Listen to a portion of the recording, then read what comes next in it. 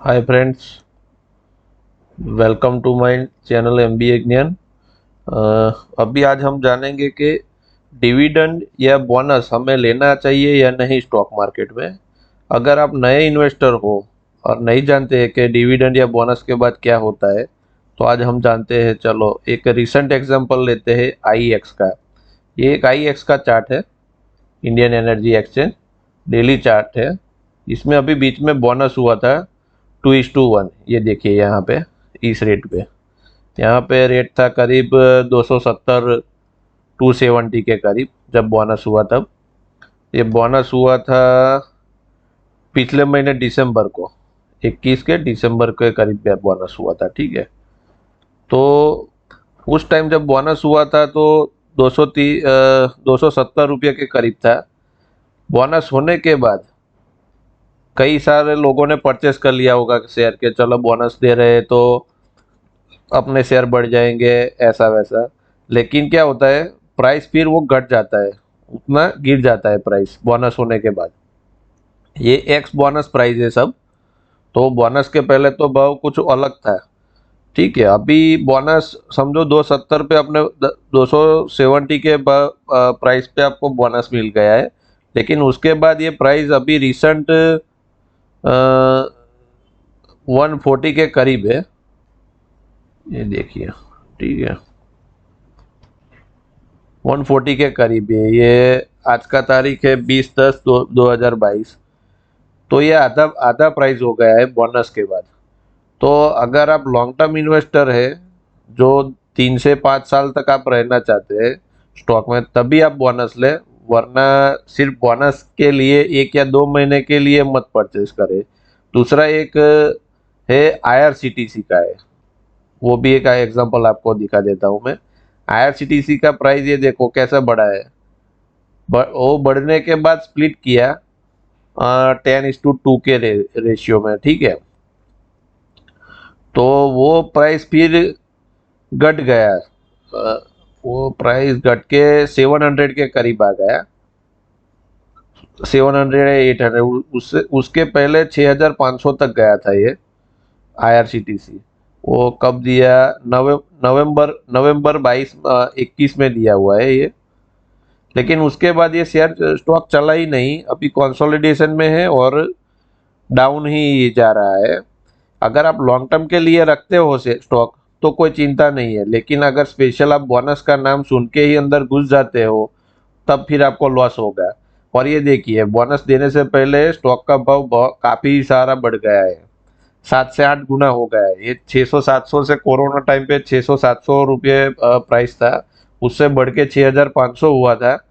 उसके बाद ये घट के 3000 हुआ, 3000 या 4000 के करीब वहां पे उसका स्प्लिट हुआ। तो अभी तो ये 700 के करीब ही चल रहा है। अगर आपका टाइम ड्यूरेशन 3 से 5 ईयर्स का है रखने का, तो आप रख सकते हैं। लेकिन स्पेशल बोनस दे रही है कंपनी या डिविडेंड दे रही है, तो वो लेने के चक्कर में आप स्टॉक में मत घुस जाइए। अभी दूसरा एक है डिविडेंड का, मैं आपको बताता हूँ। चलो, ये अभी हिंद पेट्रो है, हिंदुस्तान पेट्रोलियम जिसे बोलते हैं, एचपीसीएल। उसका डेली चार्ट है।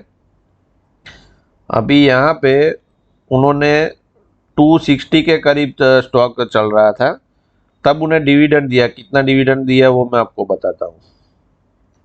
ये देखिए, हिंद पेट्रो का डिविडेंड 22/8 को हुआ है, 14 रुपये डिविडेंड दिया है उन्होंने।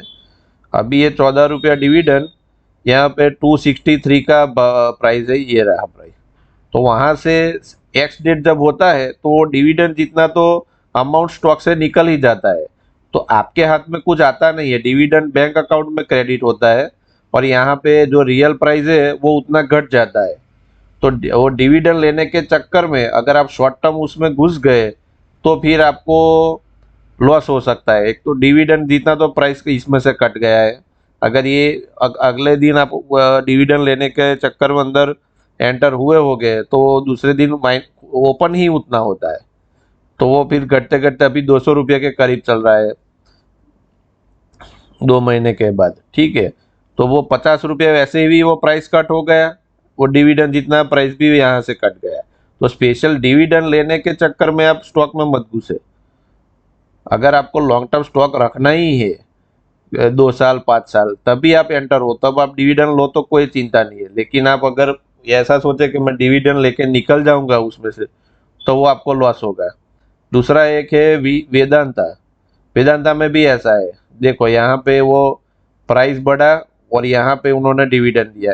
ये प्राइस मई मंथ में है, मई मंथ में कितना डिविडेंड दिया वेदांता ने वो देख लेते हैं। ये देखिए, ये 6/5 को एक्स डेट है, वहां पे उन्होंने 31 रुपये 50 पैसे का डिविडेंड दिया। तो उतना प्राइस तो यहाँ से कट ही जाता है, 395 से घट के यहाँ पे 360 के करीब आ गया था। ठीक है, तो जो डिविडेंड देता है उतना प्राइस तो स्टॉक में से गिर ही जाता है।